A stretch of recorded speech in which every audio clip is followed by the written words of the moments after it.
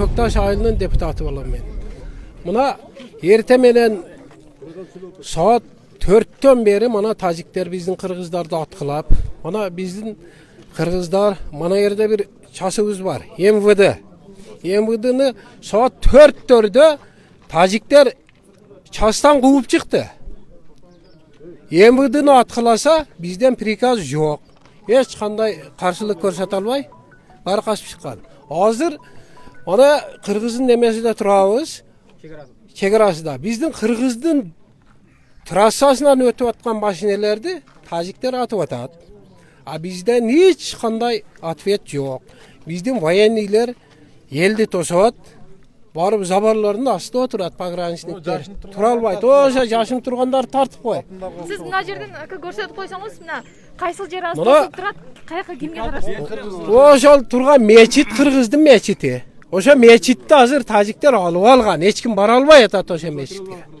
Даже эл эмес военный бара албай атат. Ошого бизден эч бир мамлекеттен бир чоң келип, же губернатор келип, бизден кабар алган жок. Biz hazır bala çakağızdı barını Batkenge ar yerlerge jaylap koyup mana biz özümüzün ayla turabız. Bizge hiç yardım yok. Bizden vayenliler tölke bizden eldi gana artka süröt Tajik'e barbağıla der. Tajikler Kırgız'ın yerine bas öyle girip gelip atar. Bizden vayenliler daha atmay atat. Eli biz daha atmay talar. Vayenliye atıp atat, el daha atıp atat. Bana bas öyle girip gelip atar. Şonu bir emelige jetkirsеңizdер, çoңдорго. Biz suranat elek. Prikazdı versin. Bolmasa prikazdı versin. Elge orужиян versin, el atıp girsin. El tosmasın. Şul bizdin emeği. Peki oşonu aytып койсоңуз, narkı meçitin naragı Meçittin narak jağı da Kırgız.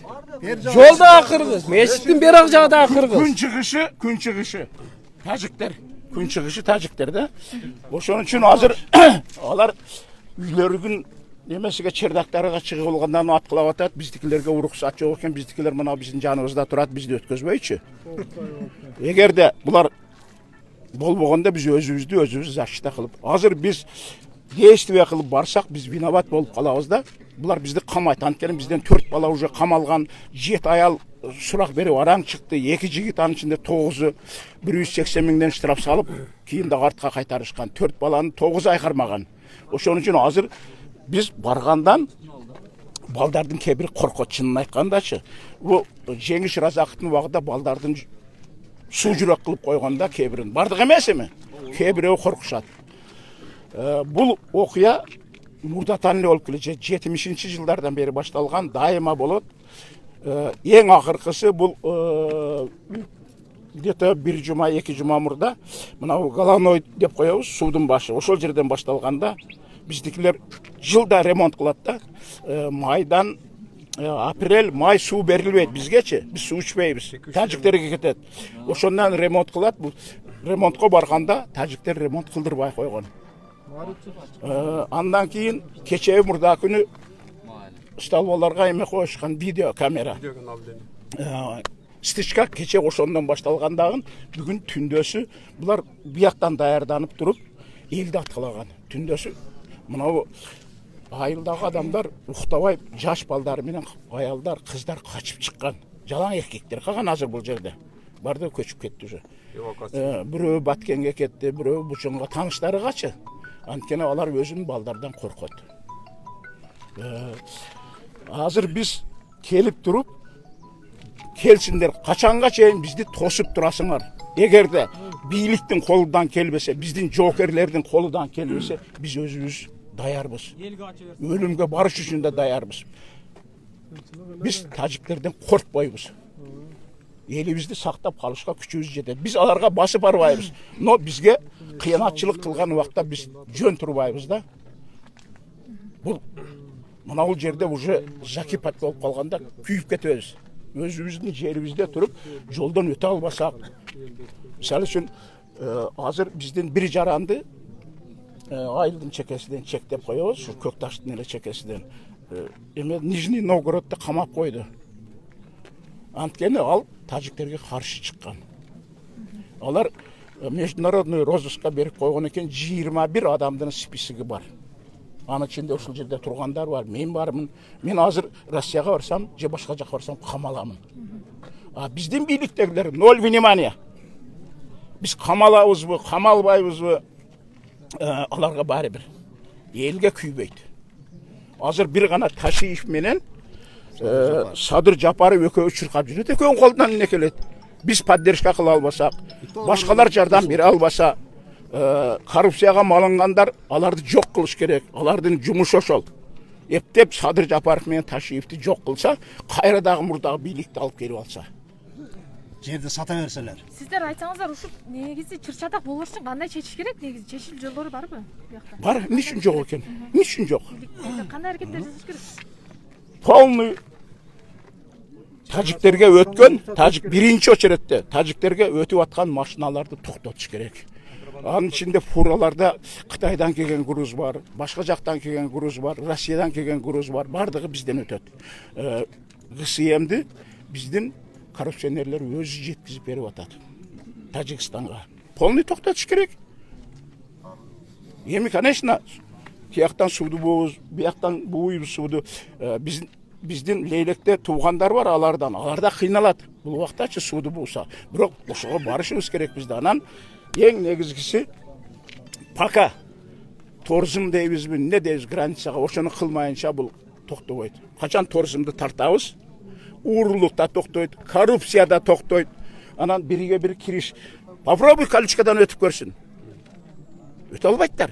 Азыр эч граница жок да бул жердечи. Мисалы үчүн мына бул жерде шахматный үйлөр. Көчөнүн нар жагы тажик болсо, биягы кыргыз, биягы кыргыз болсо, биягы тажик. Мына биягы где-то 1 километрге чейин алда ошондой. Анан тияка барганда уже мынандай болуп кетет. Үйлөрчү. Форточка Тажикстанга.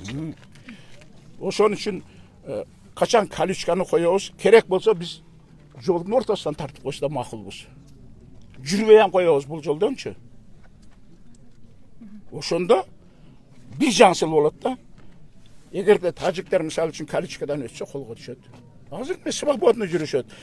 Мынандай тополоңдо бизге бир жаң келген жок. Мына аларды жөнөттү, команда бердим. Буларга мен эч нерсе дей албайм. Буларга команда берилген. Элди тососуңар, тажиктер атып койбосун, тынчтык болсун. Мына азыр жокерлердин бирөө айтты, согуш чыгып кетти. Согуш давно чыгып кеткен бизде. Бизде давно акырында согуш болуп келештат. Бул бир күнү барып туруп жарылат. Баягы адамга чыккан сыздоок деп коебуз го. Жарылат го. Бир күн ошондо жарылат, кеч болуп калат. Кеч болот. Анда адамдын өлүмү көп болуп кетет. Ошон үчүн алдын албаса, мына түндөс 2-3 күндөн бери тиякта болду. Бүгүн 4төн бери саат 9-10 болуп калдыбы? 10 болду. Кана бийликтен бирөө келгени бул жерге бизди биз барбыз коркпогула деп эч ким келген жок. Эгерде бизде өткөндөгүдөй балдарды камабаса, биз өзүбүз мылтык таап, өзүбүздү өзүбүз коргоп алабыз. Просто балдар коркпогон, мылтык алса камап коет деп, азыр биз ошого барбай турабыз. Эгерде ушундай боло берсе, анда кайрадан жашыруун мылтыктарды алып туруп, өзүбүз эле биз өзүбүздү коргоп алабыз. Анткени биздин чоңдор анан эми баягы форма кийгендер, булар согуш чыгып кетет деп коркуп жүрө берсин. Биз өзүбүздү өзүбүз коргоп калганга күчүбүз жетет. Мисалы үчүн бул жерде тажиктер где-то 30-40 миң болсо, биз 4 миңбиз. 4 миңден 4 миң кожолук бар, я? Ну, ошондо биздер ошондо бир 12-15 миң болуп калабыз. Күчүбүз жетет өзүбүздү өзүбүз корголганга. Биздин кыргыздар эр жүрөк болуп келген. Эч убакта корккон эмес, коркпойбуз дагы. Ошол кызым. Шептен эрдин күчү бек да. Кече ошондо канча киши жабырланды, ошону айтып койсоңуздар. Мен азыр бир кишиге өзүнө ок тийип, жок, андайлар. Просто булар азыр бизди коркутуш үчүн эле атып атат да үстүбүздөнчү. Биз самый главный жолдон өтпөй коюшубуз керек биз. Анан кеткен го. ок тийгенби? Мен аны көрбөй калыпмын. Гражданскийденби? Шарабжан баласы ок дейт. Женим баласы. Баткенге алып өтө албай, Исманага алып кеттилер го. Анда мен азыр келмел билбей калыптырмын аны. Азыр мына жерге тажиктер үстөмдүк кылып турат экен, демек ушул позицияны кармап калат булар эртең. Жерде өткөрбөй Батпаш керек. Bular könüp algan şuga. Könüp algan. Кичине путун коюп коет да бир кадам. Şu жерден өткөрбөй Мындайда. биздин жетекчилер Мындайда. кадам келе албай жана. Эгерде биз ушунча бизди баса берет балдар, бизге коркпойбуз. Биз мурда тажиктер менен мушташып жүргөнбүз, согушуп жүргөнбүз. Мынау кийинки балдарды суу жүрөк кылып коет. Такыр эле суу жүрөк болуп калат. Азыр мынау жерде балдарды давай десең бардыгы барат. Эгер колунда оружиясы жок, оружия жок, оружия болсо биз булар жөнү чыгарып салабыз азыр. 15 мүнөттө чыгарып салабыз. Жертва болот. Ансыз болбойт бул. Ол Кудайдан ол. Ол Кудайдан. бул согушта жертва болбойт деп эч ким гарантия бере албайт. Бул эми пешенеге жазган деп туруп чыгабыз биз.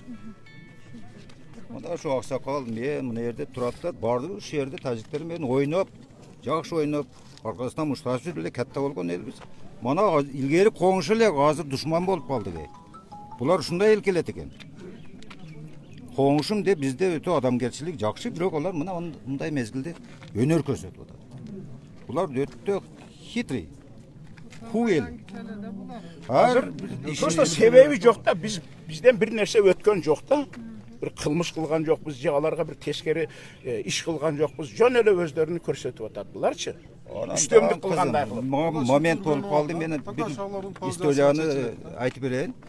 Акаевдин убагында мен Сферага базарга түшүп, эртең менен завтрак кылайын деп бир жерге ашканага кирсем, ашпосы берди да менен улуу киши экен. Ал убакта мен жаш элем да.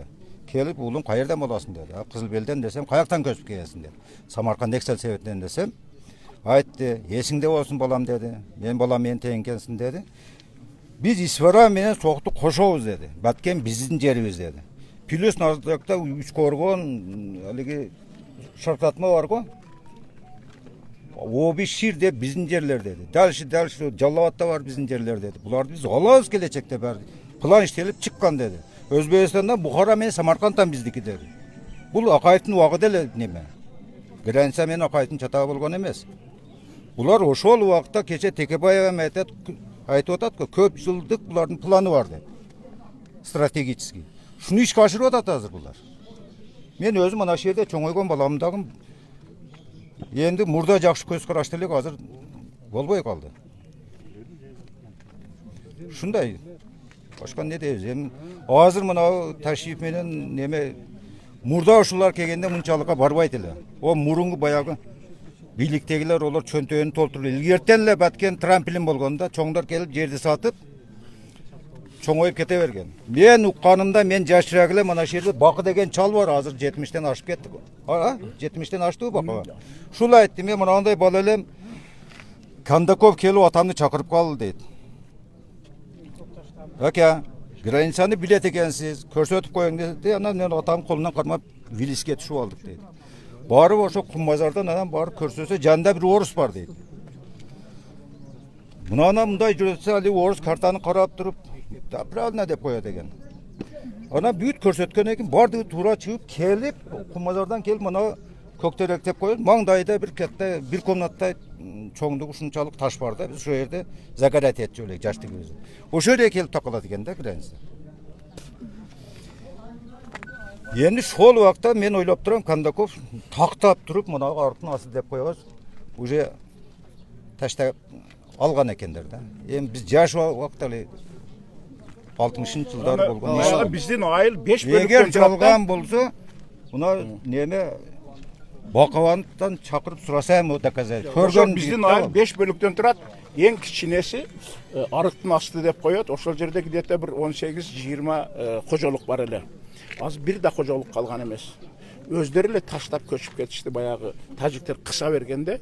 Özleriyle kısım körsetip baldarıga joldan ötkönde tiyişi vurup pograniçnikleri açıgılı kısım körsetip agorottorda işletpey bardığı taşlap bizden çoğunlar koşular barışkan biz kısıldın öte bizge hatiyabı emelerden bergiler jardam jokerlerden bizden emeler hiç nerse kılgan emez. Hazır bir de kalgan bir de uy kalgan emez. Pom taciklerde kaldı şol jerçi. Jön öyle bunday. Esep kısavı жоқ öyle kalıp gitti. Ülüş yerleri kalıp var. Ülüş yerleri var. Uçaklıklar var. Ama işletkeni varsa işletmeydi de teröristler. Oşun için eldin kızcılık keletti. Kaynetten Dolayısıyla Jönököy elge jardan bermegeninden buna 20'ga jakın üy bile köçüp gitti. Көбі Миңбулаққа кетті. Қалғаны қаяқтан жер тапса көшіп кетішкен. Баткенге кетті. Анам дағын қарындашым. Еске келе береді бардығы. Мен өзім Қызылбелде жашайым. Атым Мадалиев Мұстафа фамилия. Мына жерде туылып жоңойғам. Нарғы етті көктерек деп қойып, ошо жерде туылғам. Азы Камчыбек Ташиев кече Куршаттармен жолыққанда айтты. Leylektin qozu bağlan suusunu bөгөp suusакта ачкылабыз деп. Мен моменттен шону айын менин да кошумчам бар эле кыргыздын жигитимин чалымын, мен уже пенсионермин. Ошол ою эң туура. Бул тажиктардан билдирип атат. Бизден не уруксат сурап, биздин огороддун ичидеги жерге биз подвал салабыз, 10 этаж үй салабыз, ол биздин ишибиз. Сала салбаш керек олар. Экинчи варианты Козубагылан дарыясыга Актерек суусу кошулган жерден бөгөп туруп, мына Ортобоз долинасы деп коебуз. Ошол Кулан, Наржагы, Leylek районунун Даркум, Маргум деген жерлерге чейин сууду алып өтүп кетсе болот экен. Ошондо нар жагынан тажиктарга эсептелүү суу калат. Азыр бизде Leylектин аз эле жер суу четкен биз чоң дарыядан. Ошол неме болсо эки жерге БСР болот. 15 000 гектар жер жок дегенде ачылат экен. Эки райондун ортосунда бир район пайда болуп калат. Мына ушуну мен азыр момент экен ушу бийликтегилерге, особенно Камчыбек мырзага жеткирсеңер өтө ыраазы болот элем. Эл да ыраазы болот. Leylek менен Баткендин ортосунда бир проект бар. Мен азыр таштап келипмин, проект бар. Эгер алар келип калса, мен ушу бир нерсе кылып ушу Камчыбекке жеткиришим керек. Проект бар, союздун убагында түзүлгөн проект. Шол мен айтам.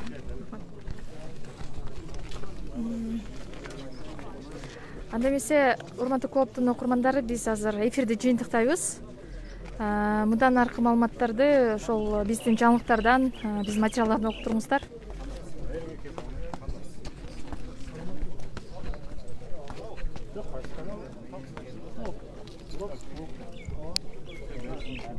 Сүйлөшпү? Жыйынтыктар эксиңби? Жок. Байке Жакшы. сүйлөйүн дейт. Аты жөнүм Бекболот Нажмидинов. Негизи эле ушул акыркы убактарда тажиктардын жүргүзүп аткан агрессивный политикасы кыргыздардын жаныга жетти бар го. Тойгузду майырдан ашырды биле. Каалаганда биле өзүбүздүн жарандарыбызды алып кирип алып урдап, уртокмокко салат. Бу жерде үйүбүздү адамдардын үйүн күйгүзүп салдык. Кемпирдин үйүн күйгүзүп салган билесиңби? Анын баласын ошол жерде тажиктарга каршылык көрсөткөн үчүн Москвада кармап атат. Бу тажиктардын акыркы мына агрессивный политикасы бар го, кыргыздар тойгузду бар го. Ашып кетти, эл уже чыдабай калды. Же элге уруксат бериш керек. Өзү чечебиз. Же барып туруп переговорго барыш керек. Же алмашуу менен чечиш керек да, уже эл чыдабайт уже, мындан ары чыдабайт. Бул одним словом бу издевательство кыргызского народа болуп атат. Түшүнүш керек ошону. Не коркобуз болгон тажиктар бизге окшогон ата бабабыз эле буларды душанбыга чейин кууп жүргөнбүз бар го. Биз кыргыз корко турган эл эмес биринчиден. Тытышыбыз керек булардычы. Любой убакта, каалаган убакта мэрден тосот да буларчы. Мэрден ашты бар го. Канга кан жанга жан эле кылып бериш керек, надо будутчы. Эл кыйналды да, эл кыйналды, кам түшүнбөйт ошону. Эл тойду бар го. Мэрдегилер уже Баткенге барып келе берип чын эле могу аксакал айтмакчы балдары уже кичине чочулай турган болуп калды да. Ынтымакка келбейт экен да, сөзгө түшүнбөйт экен да булар. Вообще сөзгө түшүнбөйт экен да. Мына болгону Улукбек Мариповдун сөзүнүн аркасынан могу силердин премьер-министриңер айтып атпайбы биздики экен деп атат. Буга чейин кыргыздар өзүздүкүлөр эле тазалап жүргөн ал каналды. Өзүбүздүн ооз тазалап жүргөн, эл чыгып тазалап жүргөн. Кыргызстанда экинчи орунда турган адам, экинчи политикалык экинчи местодагы адам ушинтип ошолордуку экен, к сожалению деген айынан ушул тополоң чыгып отурат. Каалаган убакта атат булар. Каалаган убакта жабат. Элибиздин үстүнө күлүп атат булар бар го. Бул Головнойду алдыра турган болсок, Баткенде жашаштын кереги жок да. Баткен кургайт ошол бойдон жок, Аллаху акбар. Leylek анклав уже бүттү. Карталарды көрсөт десең, каяктагы бир атам замандагы команда карталар көрсөт. Ал карталар менен чечилбейт. По факту эле көрсөтүш керек бул жердечи. По факту мэрде кыргыздар жашайт, всё, давай. Алмаша турган жерде алмаш керек. Баткен эл жоошта деп чындап эле акам айтып атат, Баткен трамплин болуп келген дейт. Разаховдун убагында эле көрдүк, бардыгын көрдүк да. Үйүнө келип эле коркутуп эле колду койдуруп алып кеткен убагында. Булардын агрессивный бир политикасына битте отпор беришибиз керек. Сөзсүз түрдө битте отпор беришибиз керек. Ошондо чувстволоруна келет буларчы. Мурда билесиңер, көпүрөктүн жээгинде турчу элек постоянно. Ушунда тополоң болуп көпүрөктүн. Кара жылып келип атабыз аркага. Кайра жылып келип атабыз да. Эртең ойга чыгып калабызбы? Головнойду алдырсак бүттүм бул каналды. Ырыбыз бүтөт, Баткен целый бүтөт. Биз ам Баткенден келдик. Головнойдун ошо манисин түшүндүрүп берсеңиз, ал канал келип 4 көлсө сакталышына коет. Ооба, могу жерде катта каналы бар, мына Ак Суу дарыясы. Ак Суу дарыясы бар. Ошол жерден биз 33%-ны Баткен колдонот экен. Мына канал менен барат. Башында водозабор бар. Ал жерде биздин армиябыз турат. Акыркы жолу мына 2 ай мурун Марипов ошол каналды алдырып турбуз деген айынан ушул нерсе чыгып атат да. Болбосо Марипов келсин, могу жерде далилдеп берсин. Мына документтер менен өткөрүп бергенбиз. Или мен адаштым деп мойнуга алыш керек. Ал жактан телевизорда сүйлөп койсоң Баткенден кутулат экенмин деген ойду айтып атат да. Туура эмес сүйлөгөн позициясы же помощниктеринин туура эмес берген маалыматы. Я, скорее всего, булар талашканга жараша, значит, по факту эле айтыптыр да ал делечи. Эл менен келип жолугушсун ушу Марипов ушул жерге. Көргөн эмес даже бул жерде бар го. Кичине элге добро бериңиздер, болду. Же бир кыр көрсөтөлү ошолоргочу. Түшүнбөйт алар. Biz birinciden onun emeden birinci çılalayım olacak. Biz alıp